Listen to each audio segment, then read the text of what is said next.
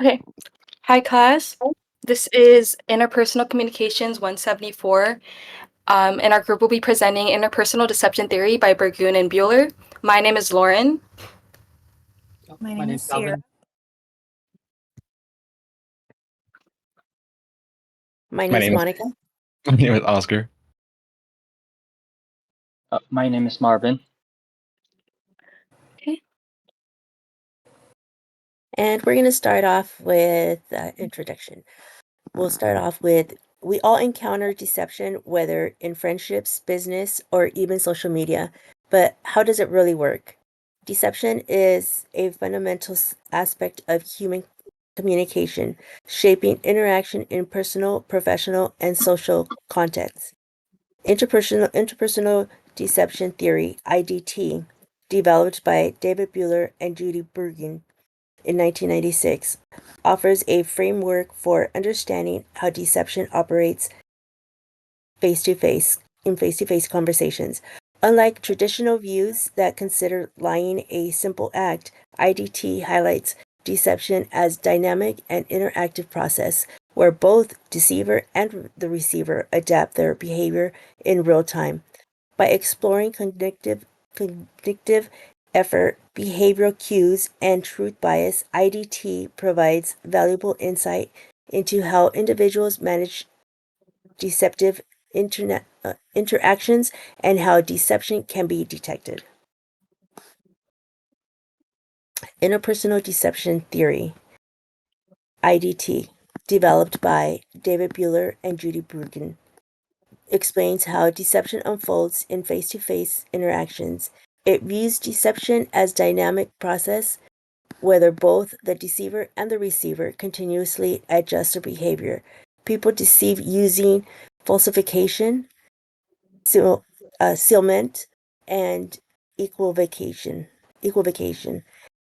Since deception requires mental effort, deceivers often reveal subtle behavior cues that can expose them. For example, in job interviews, candidates may exaggerate their skills, adapting their responses based on their interview's reactions to appear more confident. IDT has important applications in psychology, law enforcement, and digital communications. The theorists of Bueller and Burgoon. Communication theory was proposed by David B. Bueller and Judy K. Burgoon in the 1990s. David B. Bueller is a health communication scientist who conducted a research on community-based skin cancer prevention interventions.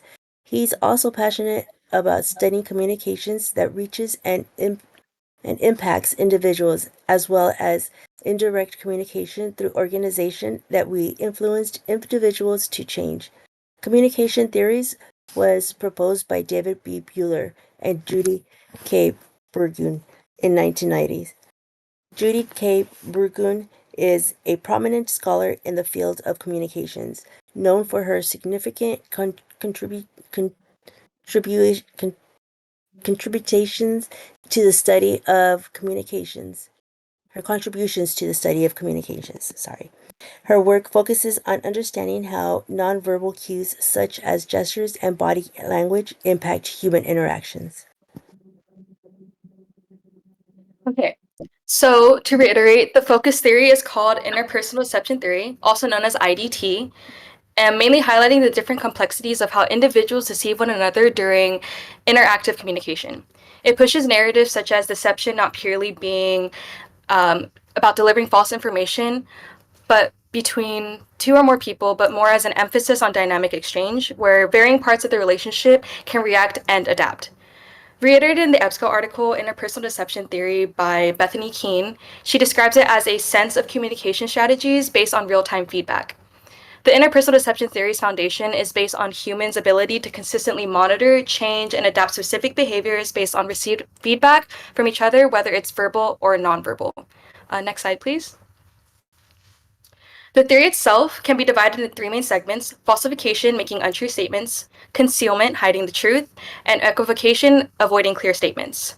The truth behind most of this research is that people believe that they have a better or perfected grasp of identifying deception than they actually do, which is usually connected to moments of suspicion. People who are more keen to look out for nonverbal cues. People are more keen to look out for nonverbal cues such as a lack of eye contact or verbal cues such as nervous laughter or stuttering. It's more of a direct correlation of being deceived. But IDT encourages understanding that preconceived biases of deception should be shifted into an interactive adaptive state of nature in deception between communicators. Through subsequent research by M. Griffin, also referenced on EBSCO, these cues do not reliably indicate sincerity or deception. And through this research, it showed that an accurate response of identifying deception has not reached more than 50 to 60%. So to compare, it's about the same odds of tossing a coin. So while relating this back to interpersonal communication, it shows that deception requires a demanding level of effort and strategy. And this concept can also relate to Chapter 6 of Interplay, the Process of Interpersonal Communication by Ronald B. Adler.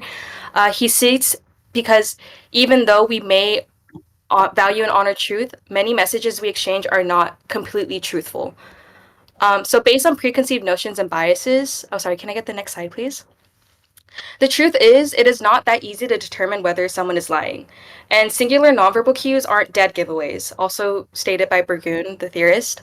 To reiterate, people are more likely to look out for nonverbal cues as a definitive action of deception, but on the contrary, liars are also known to strategically plan out their communication by not only creating falsehood, but to serve a cadence of a sincere manner, such as fully monitoring their behavior and planning out moments of deception failure, which is why it's very important to not solely rely on preconceived communication biases.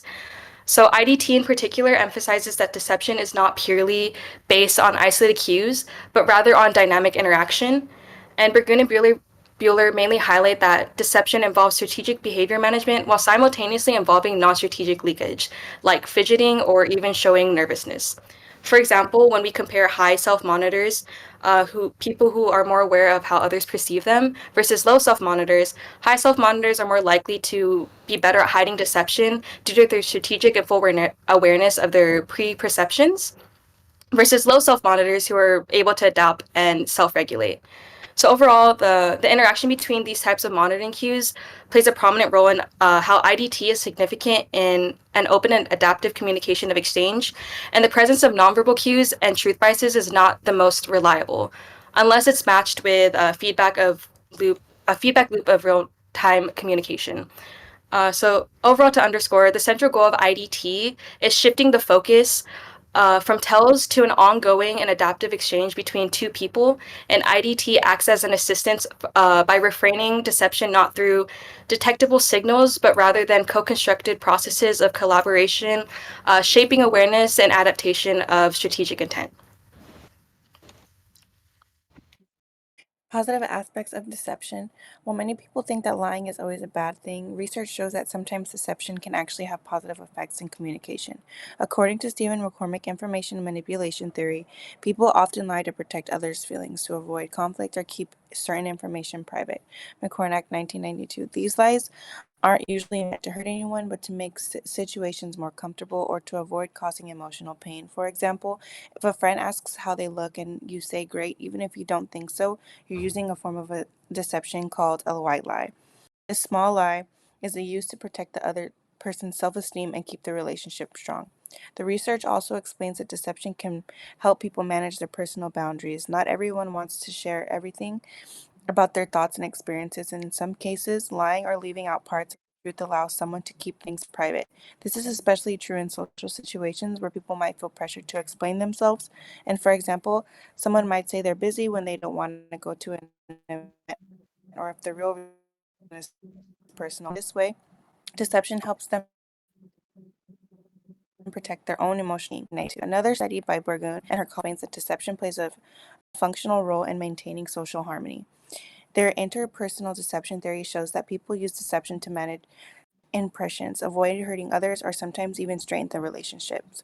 Burgoon, 1995. For instance, someone might avoid being completely honest in order to prevent embarrassment or protect another person from feeling rejected. These lies are meant to be cruel, but they are part of everyday life, and that helps people navigate difficult conversations and protect other people's feelings. Overall, while it's important to be honest, these studies show that deception isn't always harmful when used carefully and for good reasons, such as kindness, privacy, or conflict avoidance, and can actually be helpful in supporting relationships and communication. So, as there are the positives as far as or positive aspects of deception, there's also the consequences of the theory in application. So, within an article called "The Problem of Deception" by Brian Lee and Kyle Paludi, um, one of the quotes from that writing is, they define deception as the conscious, planned intrusion of an illusion seeking to alter a target's reality, replacing objective reality with perceived reality. And then, kind of going on to another quote that I added with that, within the online aspect, the internet makes deception easier because any system designed to process information is also designed to manipulate it.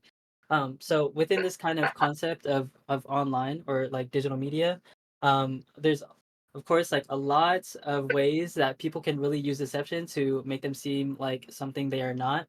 Within that quote, like it said, um, alter a target's reality. So they're kind of so a lot of people online can create an illusion of a reality that doesn't necessarily exist. So they can make themselves seem like a person that they're not in real life, or kind of going along the lines of within social media like Instagram or TikTok. There's a lot of influencers who, to be able to make a living, or even to just, put themselves out there. They make themselves seem like maybe a good person, or someone that has a lot of money, or someone, does a lot of good deeds for like people. But in reality, like sometimes people can, see them in person, and they're not who they are, like showing, or they're not who they are as they're perceived online, which can really hurt because it's kind of like betraying, like a betrayal of trust within an audience and an influencer.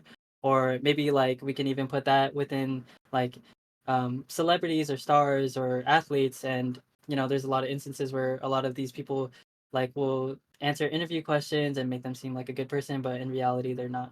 And then another example that I can use would probably be like dating apps where, people make themselves out to be, someone that's like, really good looking, or they're very athletic, or, they're like really rich, or like just kind of, making up these lies or managing an impression that, that's not necessarily true. And then when they meet this person online, or when they meet someone in person, um, it can really damage their view of themselves just because of the fact that, when they might not be exactly who they are.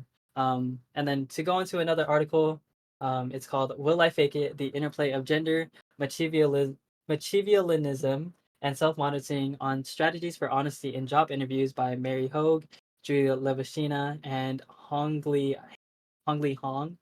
Um, it quotes, "Employees hired as a result of deception often must maintain their lies to retain their jobs, thereby supporting the argument by Fleming and Ziglidopoulos, 2008, that an initial act of dishonesty enables and propagates future dishonesty." So, kind of going back to what Monica was saying within her introduction, deception can also happen or occur throughout job interviews. So, I'll just go ahead and use myself as an example. Let's just say that I'm getting interviewed by an employer, and they're looking for certain certifications, or they're looking for certain qualities.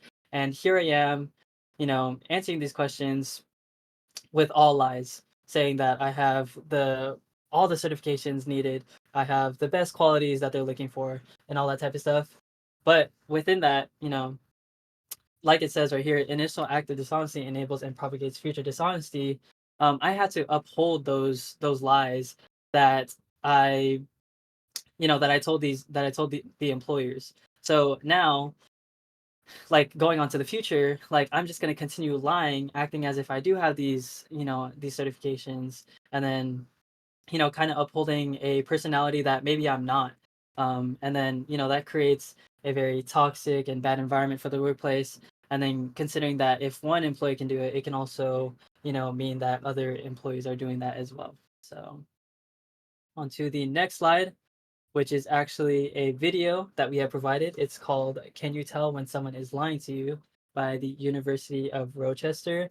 And then within this video, we'll actually have one of our group members, Oscar, interact. And then yeah, we'll go ahead and get started with it. One of us is not telling the truth. Can you tell which one of us? Is trying to deceive you.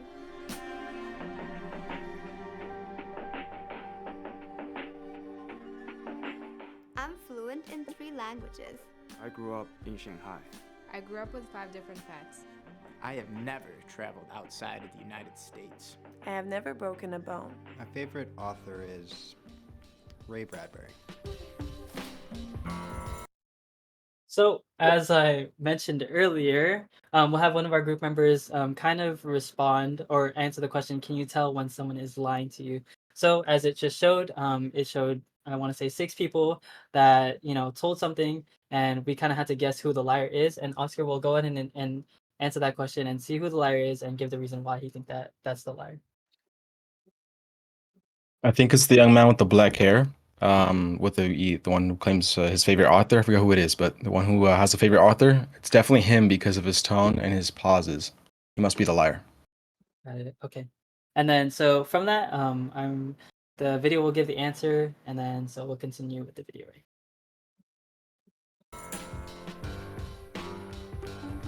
So, Did you guess? Did you guess? Did you guess which one of us? Which one of us Which one of us is not Not being being truthful?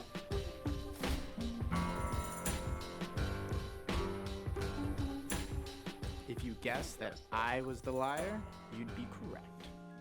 Here at the University of Rochester, we're applying techniques from data science to understand the characteristics of smile in deceptive communication. Prior research shows that even an expert human is as good as random chance in detecting when somebody's lying or telling the truth. We envision a future where a machine and human could work together, where a machine can understand the nonverbal nuances really well, that's invisible to the human eye, and an expert interrogator can take a look at the data towards making a final prediction. So with that video, although Oscar didn't necessarily have the correct answer, One of us although Oscar didn't have the correct answer, we can kind of correlate to what we're talking about right now, interpersonal deception theory, just because of the fact that let's just say that someone did, or within the audience or whoever's watching this, that someone did guess the right person, which was the guy with the black button up. There was kind of some nonverbal cues that he kind of showed. Besides what they're explaining about the smiles, it didn't seem like he was as confident with his answer. Rather than being very clear and concise, he kind of started with his answer, starting off by like, I have, and then kind of having a pause, and then just didn't seem like he was necessarily, I guess, confident within what he was saying. And then kind of next, we actually are going into our group activity, which is going to be 2 truths and a lie. And then kind of going back, now that we've explained the theory, that we're going to go ahead and put into action with this fun icebreaker game. So within this game, I'll actually be the one going ahead and telling my 2 truths and a lie, and then everyone here will try to decipher which one my lie is. So to go in and get started, I'll tell my 2 truths and a lie. So I love spiders. I was born in Japan, and I've been skydiving. And then I'll just go ahead and go down the line and ask everyone what they think my lie is and give the reason why. So I'll go ahead and start with Sierra. I think your lie was that you love spiders. And then why do you think that was my lie? Because you stuttered and had to think about it. Got it. Okay. And then we'll go on to Monica. I think you really don't love spiders either. You kind of hesitated, and just the way your posture as well, your head was like, kind of hesitant when you said it. Yeah, I don't think you love spiders. Okay. And then we'll go ahead and go on to Oscar. I think it's spiders as well. because of the way you were very confident in saying it. So I think you went fully for it. You went fully for the lie. So I think that's the lie. Got it. Lauren? See, I'm stuck between two. The spiders, because you did seem a little hesitant, but you were also very hesitant on skydiving because you had to think about it. So I think I'll go with skydiving because you're a little bit more prolonged with your answer for that one. Okay. And then Marvin? I would say that the truth that are you born in Japan or born in here? Do you say my truth or my lie? The truth. Oh, okay, but what do you think is my lie within my answers? I would say lie, I guess. Oh no, like out of the three, I guess, answers that I gave, what do you think was my lie? So I'll just go ahead and do it again. But I said that I've been skydiving, I was born in Japan, and I love spiders. I guess I would say the spiders. Like That you is have a arachnophobia of that part. okay, Like got it. So you think that one's the lie, right? yes. Okay, got it. Okay. And to reveal the answer, everyone was basically right, and I literally hate spiders. I can't kill them. I gotta get like a slipper, or I even used a vacuum before to try to like, like I guess like suck them up. I just for some reason I can't be near them. If you try to make me touch one, I just can't.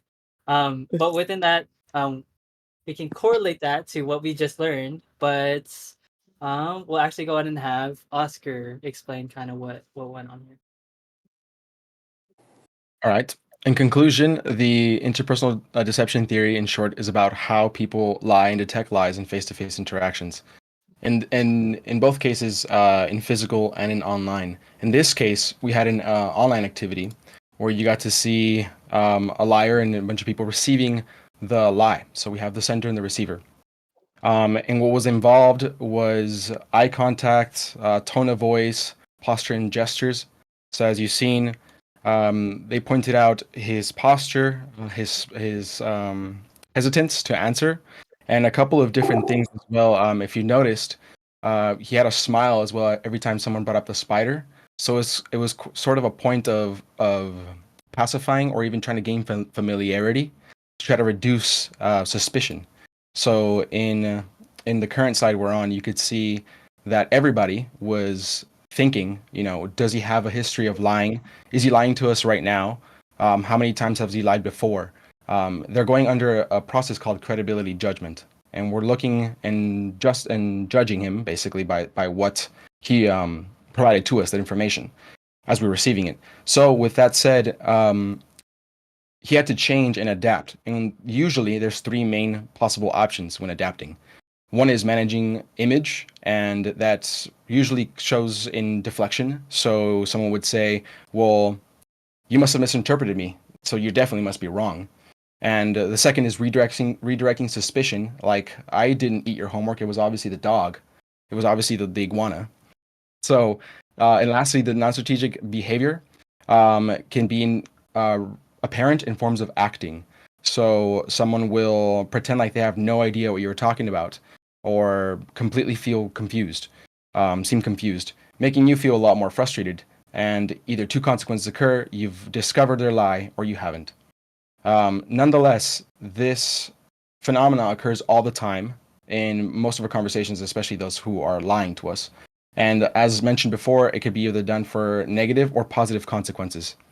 To continue in detail, our last summary is Marvin. This leads to leakage. Conducting a lie takes great mental effort. Leaders account for their vocal tones, their pause intervals, their expressions, their hand gestures, their pose, and so much more.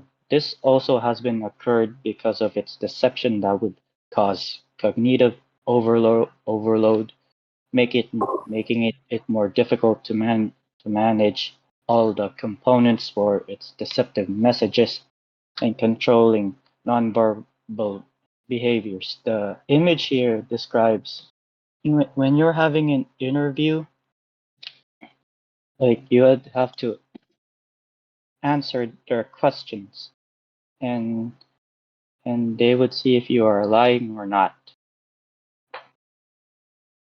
I'll move to the next picture, please. These are three types of deception. Number one, concealment, hiding the truth from someone. Letter A, active, plain out lying. Letter B, fraudulent, hiding the truth to be right. Letter C, passive, hiding the truth without will. Number two, falsification, giving outright false claims and information to avoid the truth. Number three, equivocation, changing the definitions and topic. The first image describes when you're being arrested from police, like you have been interrogated. You have to answer their questions, whether you are involved such in an event like crime. You have to answer the question truthfully and honest. The second picture describes the warning signs that do not lie. Do not lie. You have to speak the truth honestly. And the third picture describes whether you are confused answering all the questions and you cannot answer to hesitate. Next, please. Got it. And Oh. that concludes our presentation, right? Oscar? Or Marvin? Were you done? Oh, these are the work sites have been looked in, and searched. That's it. Okay. All right. Thank you so much. This is our presentation on the interpersonal deception theory. And yeah. You. Thank you. Farewell.